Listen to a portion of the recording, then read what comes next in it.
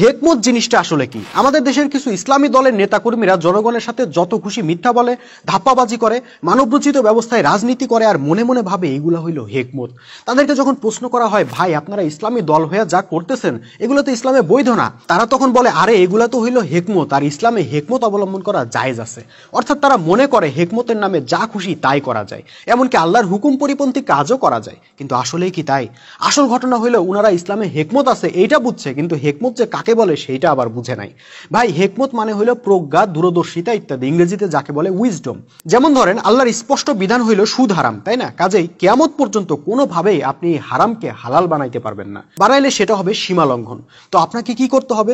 এমন কিছু নীতিমালা গ্রহণ করতে হবে ও ইমপ্লিমেন্ট করতে হবে যাতে অর্থ ব্যবস্থায় সুদের কোনো অস্তিত্ব না থাকতে পারে। আর সেটা করতে গিয়ে আপনার যে প্রজ্ঞা লাগবে, দূরদর্শিতা লাগবে, সেটাকেই কোরআনে বলা হইতেছে হেকমত। কিন্তু হেকমতের নামে আপনি যদি হারাম সুদকেই হালাল বানায় নেন, তাহলে তো সেটা আর ভাই হেকমত থাকলো না, সেটা তো কুফর হয়ে গেল।